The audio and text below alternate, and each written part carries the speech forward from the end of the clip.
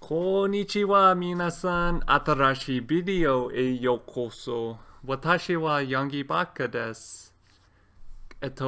Koko ga hajimete no bai, watashi no name wa Yonggi desu. Anime baka da yo. Soshite, baka tomo shimasu. Hajimemashite. Introductions aside, I thought it'd be a fun way to send off the 2021 anime year by doing an award style video, riding off the coattails of the annual Crunchyroll Anime Awards. Well, my categories are a bit different, and my picks are completely out of left field compared to those found on the Crunchyroll nominee list. I wanted to see how my favorites stack against one another. Let me know in the comments below how my favorites stack against your favorites, if you have favorites from the categories that I've chosen, that is.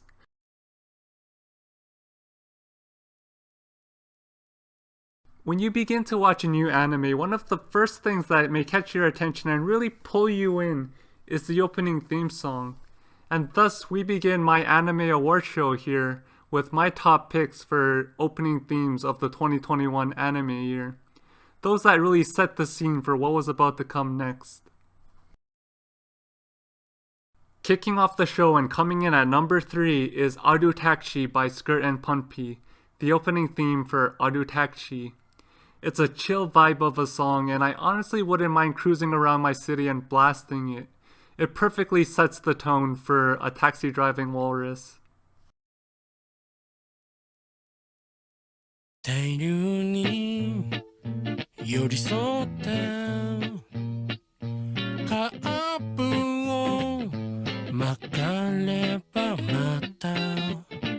Coming in at number 2 is Red Criminal by the Oral Cigarettes.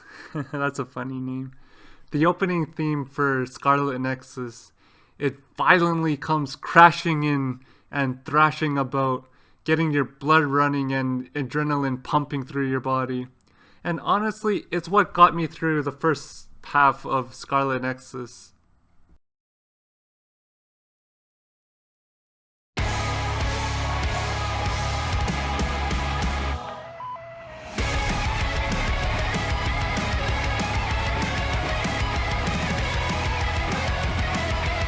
Before we get to my number 1 pick, I have an honorable mention, and that goes to Sanrio Niji Kyobon by Hitori, the opening theme for 86. Its screeching guitars and futuristic tech sounds really set the tone for the futuristic war drama that 86 is.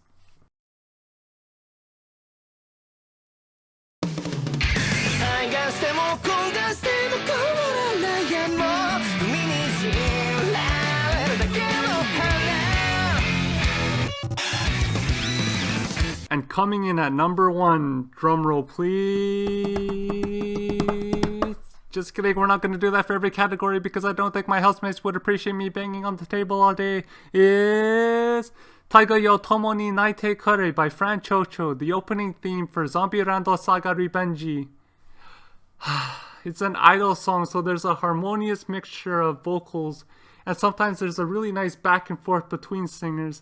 And sometimes when a singer sustains her notes, another sings over it, and it's beautifully well done. And every time it came on, I was absolutely captivated for the 1 or 2 minutes that I got to listen to it. And when they released the full song, you better bet that I listened to it 100,000,000 times.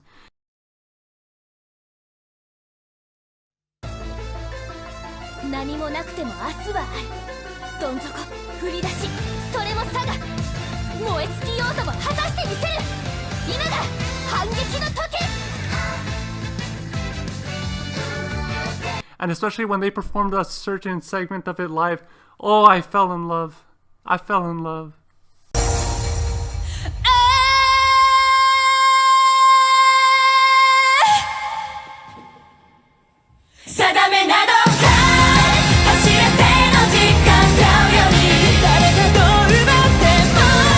What do you mean anime's not real? How is Fran Chocho singing Taiga yo Tomo ni Naite Kore if it wasn't real? Bring it back down, Yonggi. Moving on to the next category, and this may be a bit controversial for any die-hard anime fan. My top picks for CGI animated anime. and this is where the characters are drawn using computer-generated imagery. And I know CGI gets a bad rep, and deservingly so, but there were a few that I actually found myself enjoying. Now let's get this category out of the way. Coming in at number 3 is Tesra Noto. Now, I've talked a bit about Tesra Noto in my last video, but in case you forgot, or maybe you haven't seen that video, Tesra Noto offers you the best of PlayStation 2 styled animation in terms of its combat and cutscenes. Coming in at number 2 is Disai Traumeire. The action-heavy bout features characters with the best drip, even though their clothes may be computer-generated. The cute girls doing cute things in their awesome outfits is nothing to shy away from, and it'll have you saying, not bad. Coming in at number 1 is Shinigami Bocchan to Kiromedo. I've talked about Shinigami Bocchan to Kiromedo pretty extensively in another video, but I didn't really talk about the animation too much, because it somewhat was unnoticeable, the CGI that is, and it doesn't take away from the spectacular writing, the characters, and the plot of Shinigami Bocchan to Kiromedo. I pray that you get past the CGI because it's a really good story and it's really not that bad for you. 触れた相手の命を奪う。僕はこの呪いを5歳の時に魔女からかけられた。 Now, moving on to a category that may be a bit more palatable, my top picks for animation. Though my picks may still be a bit controversial. Look, I don't know the first thing about animation, and I'm not going to evaluate an anime pixel by pixel. I just picked what I thought were really beautiful and drew out profound emotions from me. Starting the list off at number 3, we have Yuru-kyan, which beautifully took us all over Japan camping. I never once thought that I'd ever want to go camping in Japan, but now I don't have to because Yuru-kyan gave us and delivered the experience that was phenomenal. Each branch animated beautifully. Coming in at number 2 is Viviflore I's Song, a story about an AI robot, and when you're dealing with futuristic themes like that, you want to make sure that it looks damn good and crisp.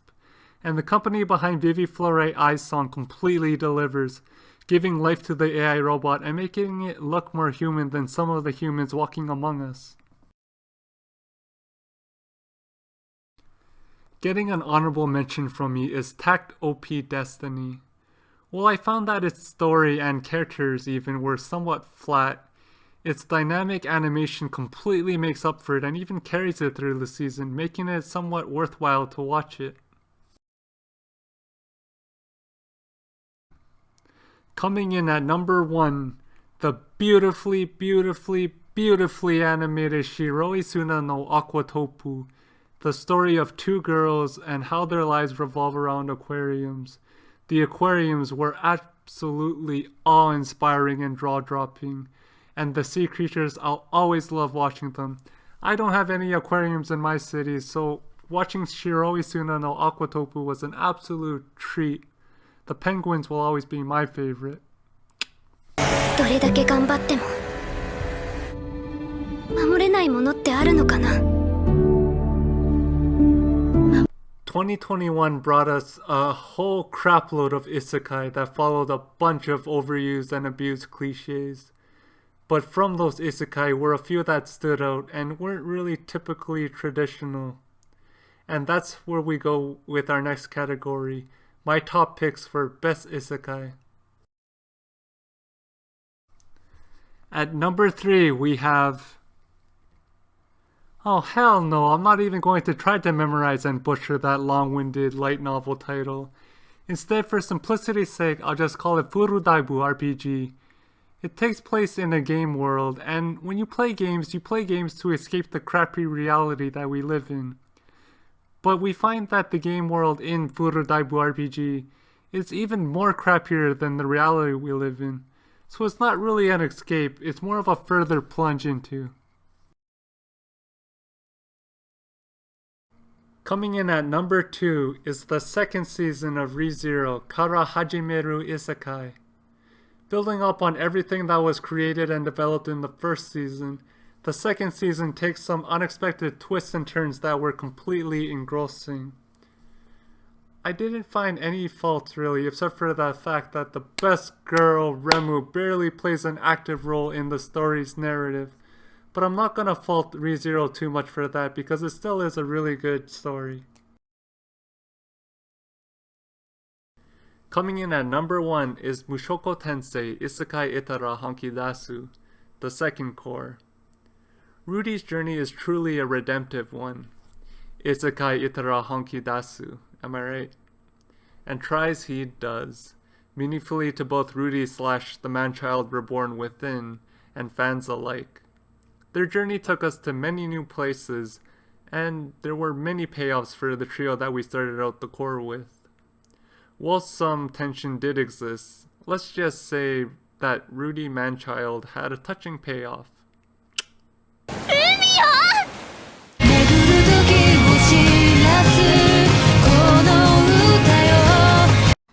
In our next category, we jump genres to explore my top picks for cute girls doing cute things because I can't get enough of the moi moi kawaii cuteness.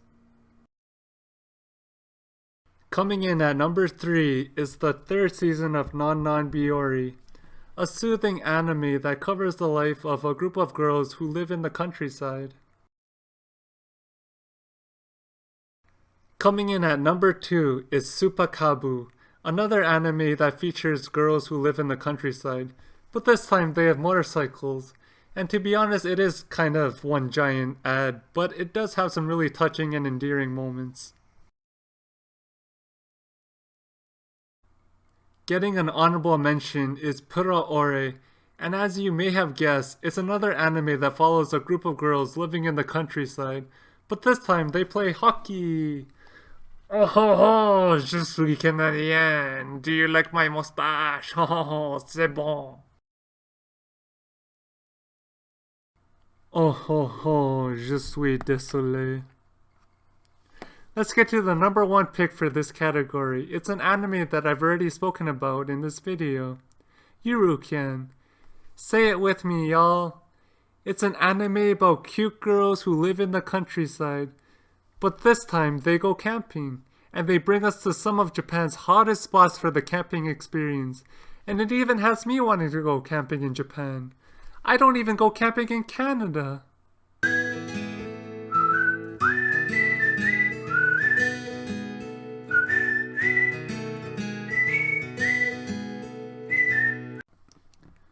It's no secret that 2021 brought in some really good anime, and it's also no secret that I watched a lot of the anime.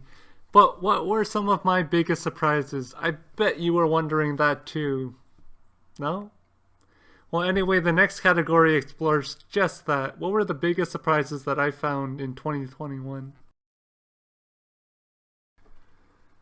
Claiming the number 3 spot is Arutaxi, the story of the taxi driving walrus. I'm no stranger to watching anthropomorphic animal anime, but Arutaxi just takes it a notch higher with its writing and its characters and world building. Had me completely engrossed from the opening theme. Coming in at number 2 is Kanajo mo Kanajo, the story of a mad lad and his 2 girlfriends that had me in stitches with their overzealous reactions and general zaniness of the story. An honorable mention goes out to Mieruko-chan. While I'm not really too big a fan of horror anime because they don't really scare me, I found the ghouls in Mieruko-chan unsettling, and plus fan service, so it was a worthwhile experience. Coming in at number 1 is Fumetsu no Anata-e. I've said it before on this channel, but when I first read the couple lines of the synopsis about an orb coming to the world, I thought that it was completely bonkers and going to be lame. But I'm so glad that I gave it a chance because it became one of my favorite anime of the 2021 year.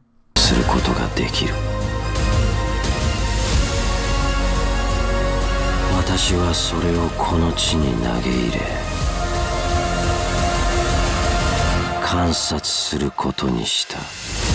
The next category takes a look at my most anticipated anime from the 2021 year. How does the story unfold, so to speak? Kicking off this category at the number 3 spot is Peachy Boy Riba Saidu, a really interesting fantasy story that's not an isekai, that incorporates some Japanese folklore elements into it, and has some pretty nifty action scenes. Plus, let's be honest, the main character is really attractive. Coming in hot at number 2 is Go Tobun no Hanayome. I mean, it's a flashback styled anime, and right at the beginning they tease us with a marriage. That's the end game. The only question is, which of the quintessential quintuplets is the bride? It's probably not going to be my top pick for best girl in the anime, but that's okay, you can leave her for me.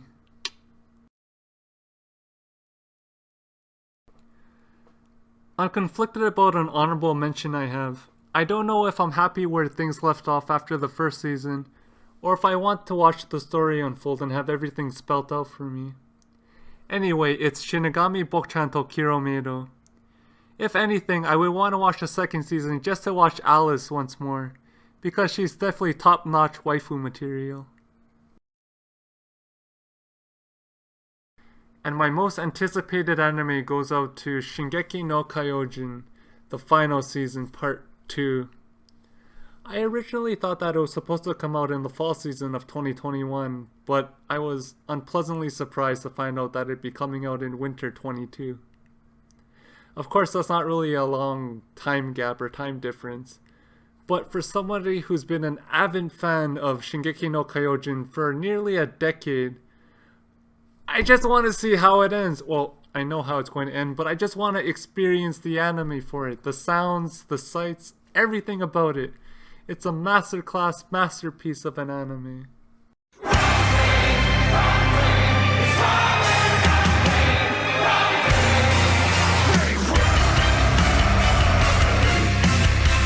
Honestly, this was a last minute addition to my category list here, and I'm pretty much following what Crunchyroll did.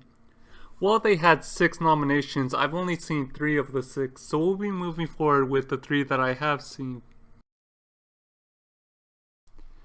Coming in at number 3 was Saida no Yoni Kotoba ga Waki Agaru, the bright, colorful, and bubbly experience that really played on my nostalgic heartstrings. Coming in at number 2 was Kimetsu no Yaiba Mugen Reshahen, and while it was a really beautiful, touching, and even fun experience, I sort of prefer these type of anime movies to be serialized as anime rather than a 2-3 hour long movie. I mean, it just felt like I was watching an extended episode of an anime. And I mean, it did serialize as an anime, but it won't be winning any awards since I've already seen the movie.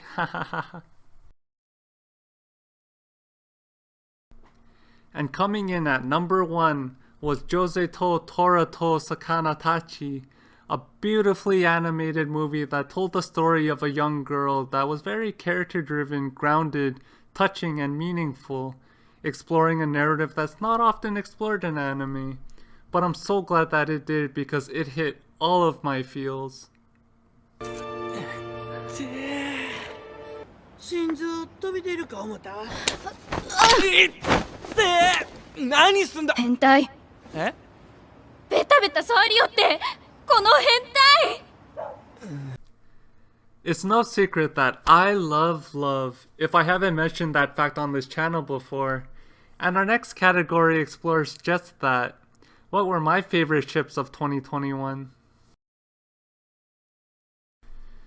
Coming in at number 3, we have our one and only tie, because both ships include somebody named Toru.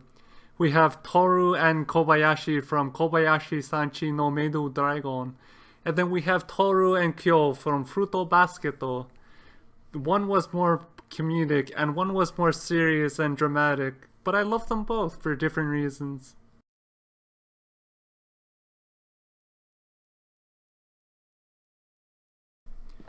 At number 2, we have Nagatoro and Senpai, or Naota if you want to use his real name, From Iji Renaide Nagatoro-san, a really nostalgic inducing story that has a nice payoff at the end. No spoilers though.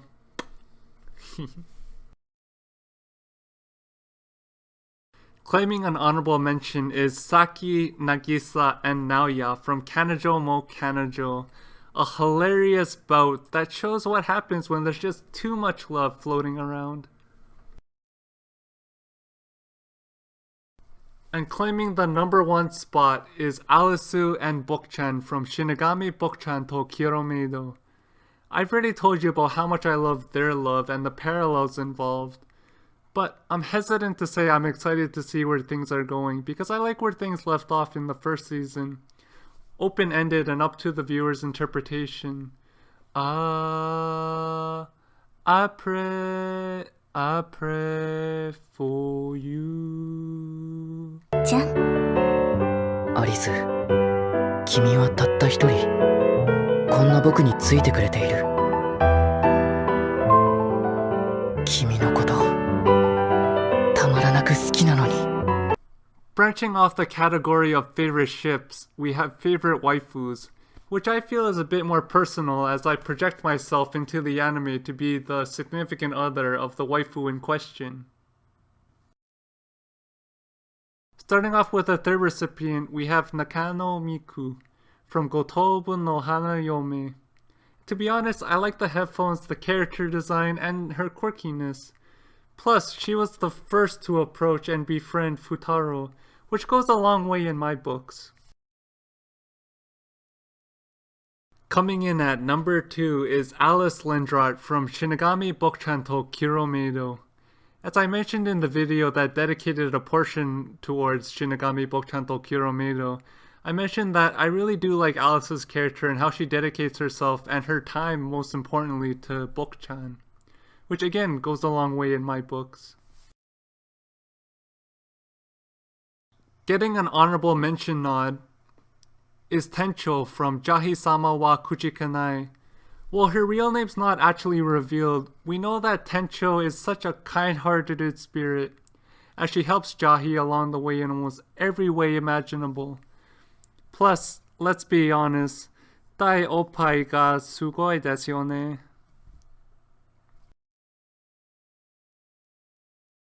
Claiming the #1 spot is Ogiwara Sayu from Higi Hero. Not for the degenerate reasons that you may be thinking about, but for how she changes Yoshida's life in almost every way imaginable, making it better even. Not to mention the fact that she also cooks and cleans around the household. But most importantly, for the meaningful companionship that she offers. I know I've said this before, but it really does go a long way. やっと起きた。おはよなんだお前。う。なんだって言われても、女子高生ですとし。Moving on from characters that I've grown to love, we look at the category of the best antagonist, or should I say worst. Whichever way, I have a strong disdain for all of them. Kicking off this list at #3 is Teta Kiseki from Tokyo Ribenjazu. His name almost sounds like Geiseki, and if you know Korean, then I don't have to tell you that there's quite a negative connotation associated with that word. But I mean, he just has a smug arrogance to his character, but I enjoy what he brings to Tokyo Ribenjazu. But every time you see him, you just want to pop him in the face. Coming in at #2, we have Mahito from Jujutsu Kaisen. I hate how manipulative his character is and what he does to Junpei. And if you watch Jujutsu Kaisen, I know that you probably still feel the pain and the anger towards him. I know I do. Receiving an honorable mention is Sayu no Mama from Higi Hero. She's not actually given a name, so we'll just go with Sayu's mom. She essentially forces Sayu to embark on her own journey, putting her image above her child, and she's trash for it. But I mean, it made for a great story, so I can't completely fault her, even though I hate her. Claiming the #1 spot is Eren Yeager from Shingeki no Kyojin, the 4th season. final season, part 1. I know I can't be the only one that felt a mixture of pain, anger, and aggression when he started talking mad crap towards Mikasa and Armin, even going so far as to kick the crap out of Armin, completely reversing on everything that he said he would never do. He was a mad lad who was supposed to save the world. Betrayal to the highest degree. Off with his head. 俺がこの世で一番嫌いなものがわかるか。不自由なやつだよ。もしくは家畜だ。そいつを見ただけでムカムカしてしょうがなかった。The last category was all about my favorite antagonists, so it only makes logical sense to jump over and showcase my favorite protagonists. And that's where our next category takes us. Characters that I absolutely adore and have my full unbridled support.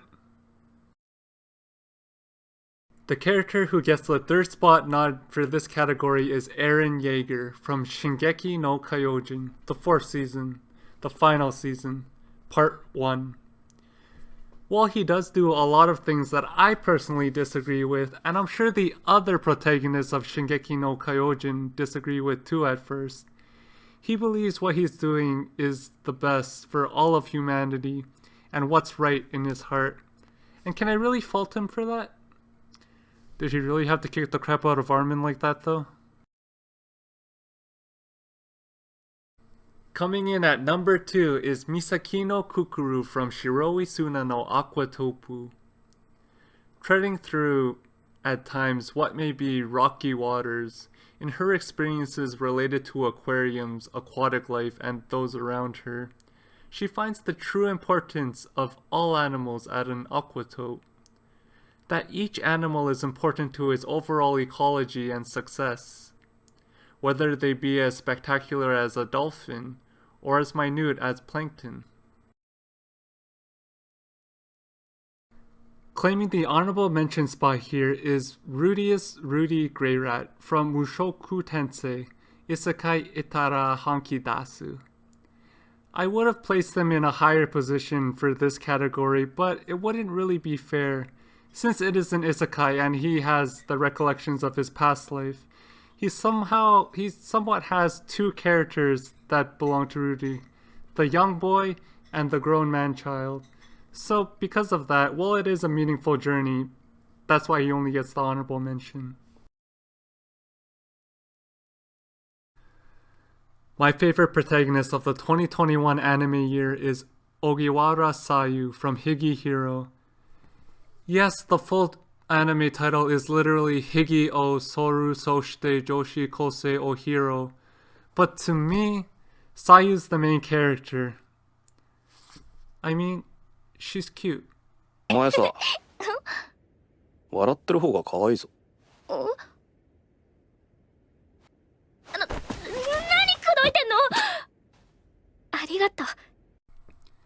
As we move towards the end of my anime award show here, we get to my top picks for best anime endings of 2021. Remember how at the beginning of this video when I told you that anime openings have the main objective of catching your attention and pulling you in? Well, anime endings have the complete opposite objective, to not let you go. Because when it comes to anime endings and anime in general, the endings often are the last impression that you may get from your anime experience. Coming in at number 3 is Embrace of Light by Raise A. Sullen, the ending to Joran, Princess of Snow and Blood. And it's a hauntingly beautiful ballad that really echoes the sentiment of what I feel our main character Sawa goes through in her tumultuous and solitary journey.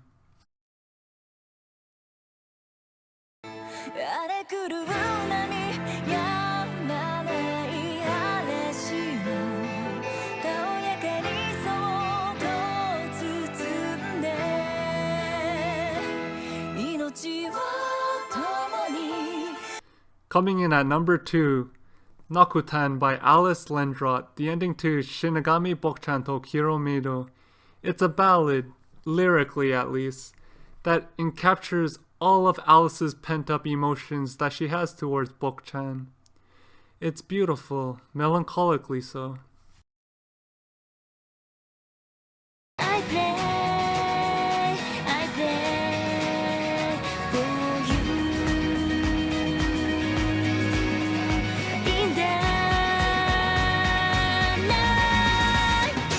Getting an honorable mention is Until I Wake from Dreaming by Malia Kato and the Yoshida brothers, the ending to Nashiro no Oto.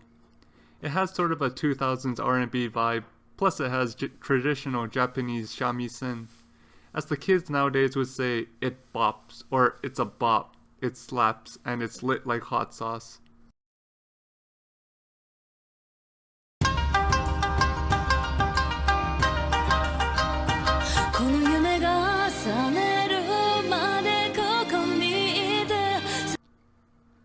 Capturing the #1 spot is one of my favorite endings of all time. Tsuki Umi no Yorikago by Mia Regina, the first ending to Shiroi Suna no Aquatopu. It was such a heartbreakingly beautiful ballad that seemed to play at all of the pivotal moments, making you reflective of what you just bear witness to, and making you question what's coming next.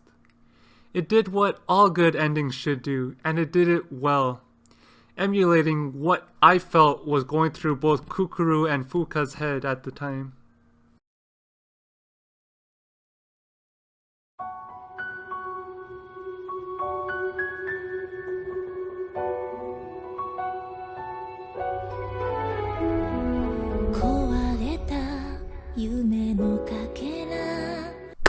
We're at the finish line, but before we cross it, we have one more category that we have to go through. My favorite anime of the 2021 anime year. Based on everything that we've gone through in this video, you can probably guess what my top picks are. But I wanted to send them off in the only way that I know how to.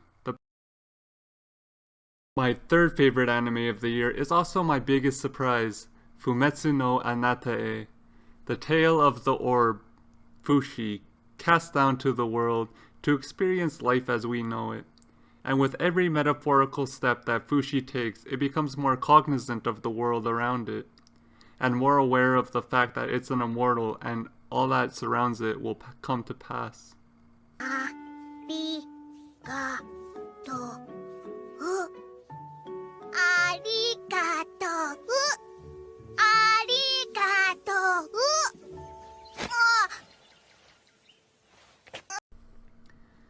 Coming in second, we return once more to Shiroi Suna no Aquatopu, the beautifully animated journey of two young women, Kukuru and Fuka, who are both in search of direction and meaning in their life. Along the way, the two find each other and develop a special bond shared between the two.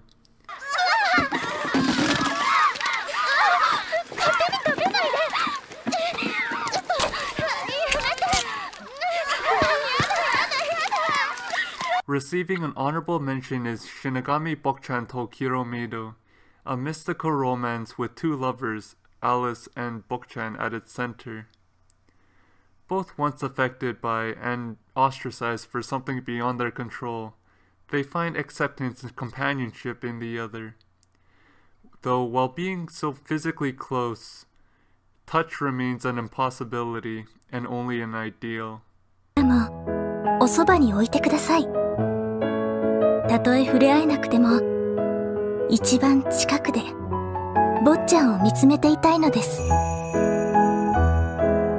Out of all the videos I posted in 2021, and all the anime I showcased in those videos, only one got a full video dedicated to it. My favorite anime of 2021. The anime that I found to be the most meaningful and raw. Higi o Soru Soshite Joshi Kosei o Hiro. The story that follows the downtrodden life of a young girl, Sayu, as she reclaims her agency, control over her life, and direction. Yoshida, of course, being instrumental for spurring on and encouraging Sayu's change.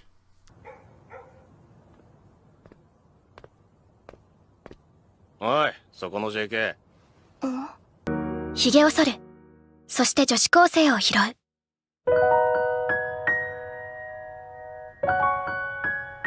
吉田さん、あなたに出会えてよかった。星に願いをできるだけ愛を思いいでしりとり言葉をつないで固定になれ今季節はまるで天秤のように Higihiro wa mekya tsubarashi desu.